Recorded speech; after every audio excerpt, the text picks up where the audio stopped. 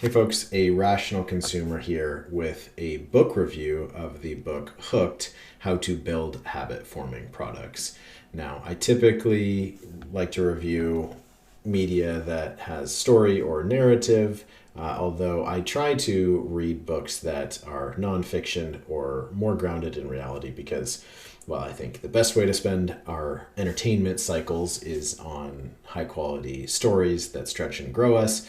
We also should be sort of stretching and growing, I think, or improving personally by reading nonfiction or learning more about concepts or theories or histories.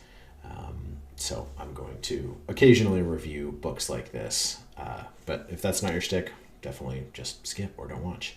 That said, bottom line up front for Hooked, I'm going to not recommend that you spend your time on it. My overall score is 6 out of 10, and that's kind of where the threshold is. 7 out of 10, I think, is worth your time to consume a piece of media. 6 or lower is not worth your time because that means that it's hit on all of the three components of how I review media, which is the quality, the experience, and the return of your investment on your time. So I'll jump into the review, but bottom line up front, 6 out of 10 and would not recommend.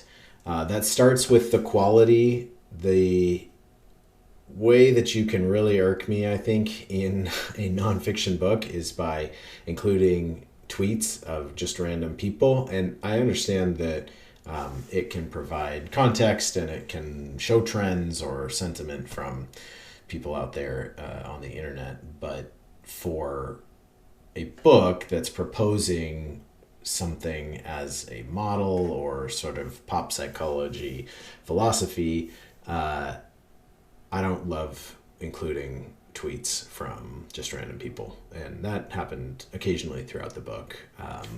So that to me degrades the quality a little bit. Additionally, he's really proposing a habit formation cycle. He calls it the hook cycle, which is fine, but he doesn't really back it up with any sort of published research that much or anything other than anecdotes. And granted, there are big anecdotes like Instagram or like Farmville or things that certainly had success in this area, but I would have liked some of those anecdotes to be backed up with something a little bit more academic or procedurally proven. So 2 out of 3 for the quality. 2 out of 3 for the experience also. It wasn't bad or slow. Obviously I got through it okay. I think it took, about 4 hours or so to read. There's some interesting pieces, and if anything, it's sort of a helpful reminder to reflect on what products you're hooked on, I think. That was helpful for me to think about the apps that I was checking every single day. Was that because they're actually adding benefit to my life, or was it because of some of these techniques that the developers had employed to get me hooked and to form these habits in my life? So in that regard, I did enjoy seeing behind the scenes what some of these big companies are using.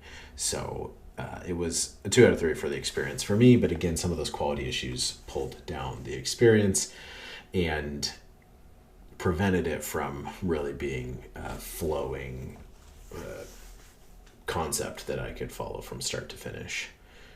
And then for the return on investment, I'm going to give it a 1 out of 3. It's really geared towards entrepreneurs or product managers at smaller companies. But even if that is you, I think that you could just look up or swipe the hook model, the hook process from the internet and infer the rest, because most of the book is just anecdotes that more clearly demonstrate each of the 4 pieces of his hook process. So I don't think that this is even though the book was only 4 or 5 hours, I would not recommend spending your time with this piece of media. It is all about habit formation, and if that's something you're interested in, I think you'd be much better off reading Atomic Habits by James Clear, which covers a lot of the same concept but has more concrete sort of scientific backing behind it, has more concrete anecdotes, I would say, or more relatable anecdotes. And it's focused more on personal improvement, how you can form habits in your own life, than how you can get users of your app to form habits. So it's that personal improvement perspective instead of like a selling products perspective. And for us, I think that is going to be a better use of our time. Again, even if you are an entrepreneur and you're looking to figure out how to make your product habit forming, I think there's probably better resources that you could invest your time in.